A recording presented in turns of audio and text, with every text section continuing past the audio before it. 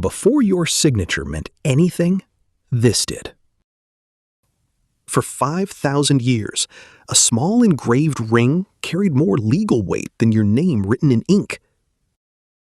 It authorized kings, ended with a general counting 200 of them off dead men's hands, and gets smashed with a hammer when a pope dies. This is the real story of the signet ring, and exactly how to wear one in 2026.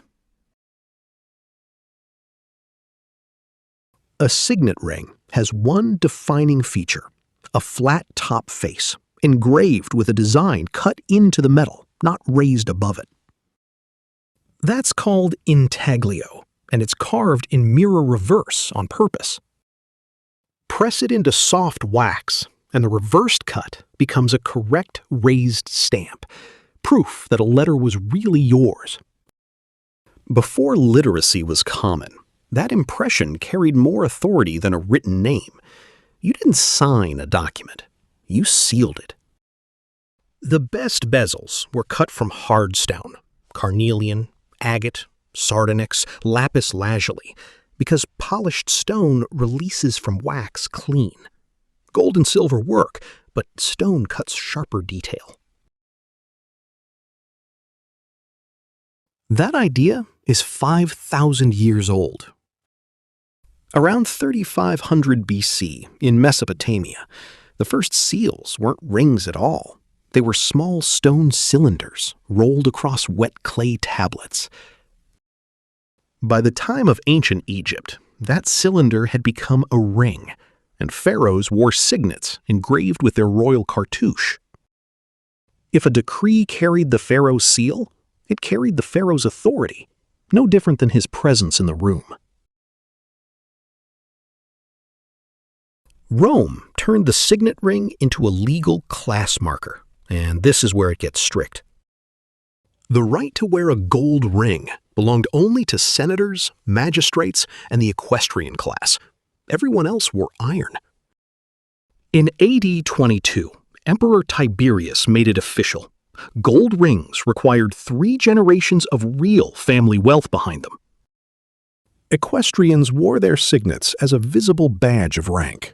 Losing that ring in public was widely understood as a public humiliation. The law loosened slowly. In AD 197, Emperor Severus extended gold ring rights to every Roman soldier. Under Hadrian, the ring stopped meaning rich and started meaning simply freeborn. By Justinian's era, every free man could wear one. For most of Roman history, the metal on your finger was decided by law, not by taste. In 216 BC, that same status symbol became a battlefield trophy.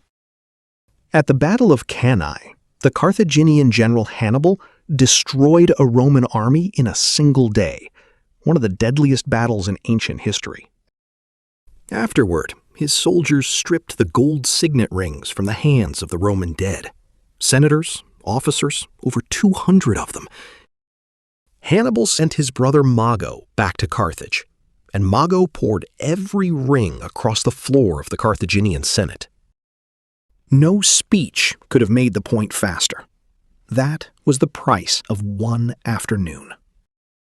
A marble sculpture of Hannibal counting those rings still exists, carved in 1704, standing in the Louvre today. The signet ring wasn't jewelry to Rome. It was identity. Collecting 200 of them was collecting proof of who had died. By the Middle Ages, the signet ring had become Europe's paperwork. Kings, lords, bishops, and merchants all used one to authenticate a document. The engravings grew more elaborate with every generation. When a nobleman died, his ring was usually destroyed, not out of sentiment, but security. An intact seal could forge documents in a dead man's name. By the Tudor period, the ring still sealed government letters, but it had also become a status symbol, worn for its own sake. By the Victorian era, it had crossed class lines completely. Parents gifted signets to children coming of age, and women began wearing them too. The function faded. The flat engraved face never did. Every modern signet still traces straight back to a wax seal. One signet ring still gets destroyed on purpose every single time its owner dies. It's the ring of the Fisherman, the Pope's personal signet, engraved with St. Peter casting his net. Every new pope receives one, stamped with his chosen name. When a pope dies, the Camerlengo, the cardinal running the transition, destroys that ring with a small silver hammer in front of the entire College of Cardinals. It's the same medieval logic. Destroy the seal, and no one can forge papal orders while the papacy sits empty.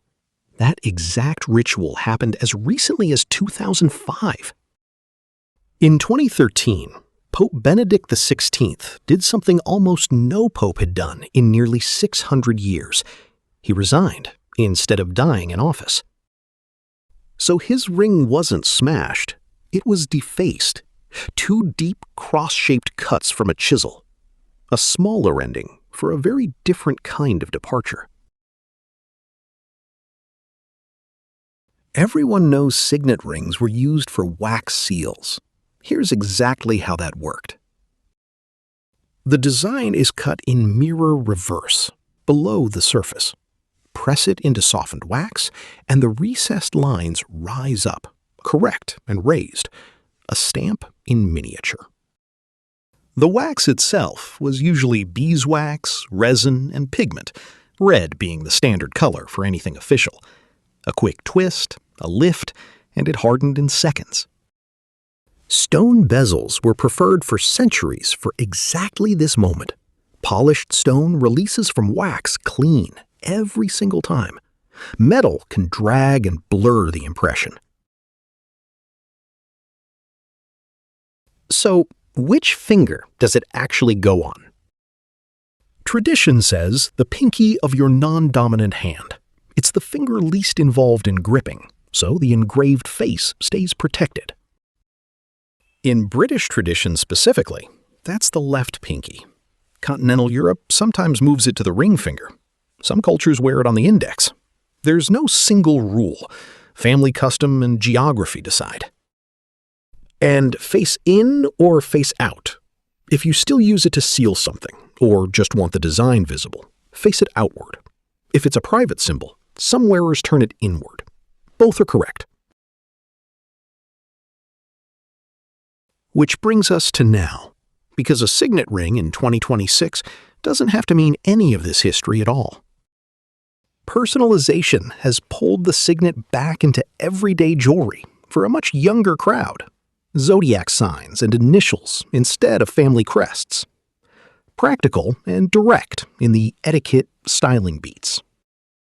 Casual, a bold silver signet with real presence, a strong stone face, not just initials, worn alone on that hand. One ring, one statement. Smart casual. Pair the signet with a watch, chinos, and a button-down.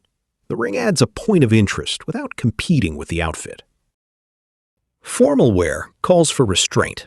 A signet with a fuller crest, gold or silver, carries the room on its own. No suit sleeve needed to make the point.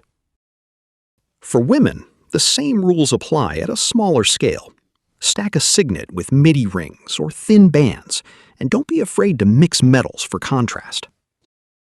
5,000 years ago, this ring proved who you were to someone who couldn't read your name. Today, it still does exactly that, just without the wax.